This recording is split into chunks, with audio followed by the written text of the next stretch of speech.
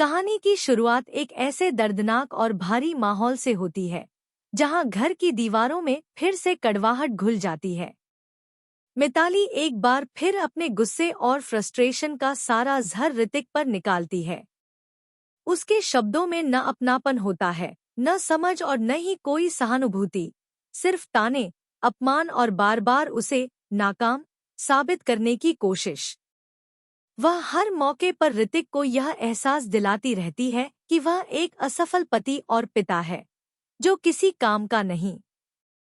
इस बार हालात इतने बिगड़ जाते हैं कि मिताली के तीखे और बेरहम शब्द ऋतिक के दिल-दिमाग पर गहरा असर डाल देते हैं। अपमान और हताशा के उस पल में ऋतिक खुद पर काबू खो देता है और गुस्से में अपनी ही कलाई की नस काट लेता है। यह दृश्य किसी भी माँ के लिए असहनीय होता है।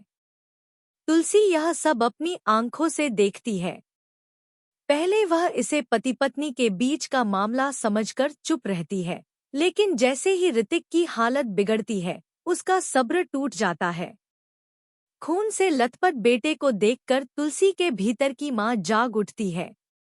उसका दर्द, गुस्सा और बेबसी एक साथ फूट पड़ते हैं। वह सबसे पहले मिहिर की तरफ मुड़ती है और उसे कड़े शब्दों में आईना दिखाती है। तुलसी सवाल करती है कि एक पिता होने के नाते क्या उसने कभी यह जानने की कोशिश की कि उसका बेटा इस रिश्ते में खुश है या नहीं। क्या उसने कभी ऋतिक की आंखों में झांक कर देखा कि वह अंदर से कितना टूट चुका है। तुलसी साफ कह देती है कि आज ऋतिक की इस हालत के लिए सिर्फ मिताली का व्यवहार जिम्मेदार है, उसका अपमान और उसकी बेरुखी। इसके बाद तुलसी बिना किसी हिचक के सीधे मिताली के पास जाती है। उसकी आंखों में सिर्फ अपने बेटे के लिए चिंता और गुस्सा होता है। वह मिताली को जोरदार थप्पड़ मारती है, जिसकी गूंज पूरे घर में फैल जाती है।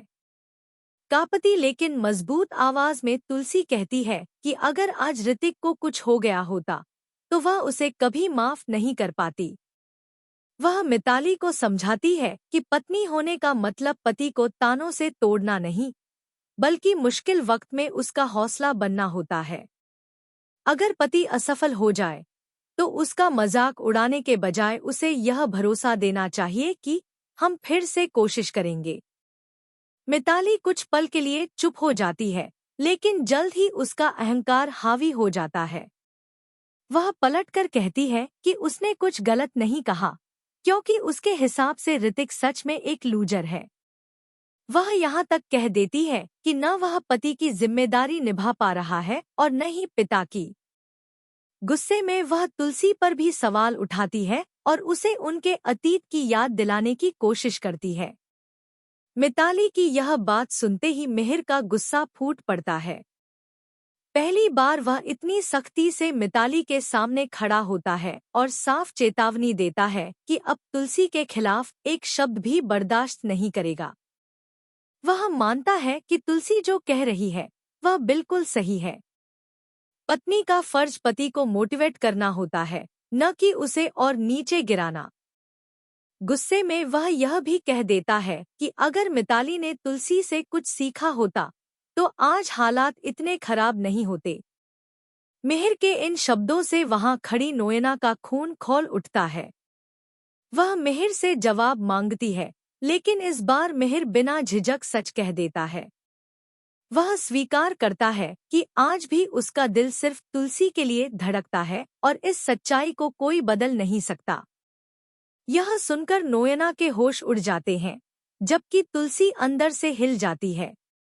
उसे पहली बार एहसास होता है कि इन 6 सालों में मिहिर के लिए भी सब कुछ आसान नहीं रहा।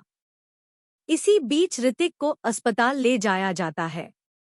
ऑपरेशन थिएटर के बाहर हर किरदार अपने अपने डर और अपराध बोध के साथ बैठा होता है।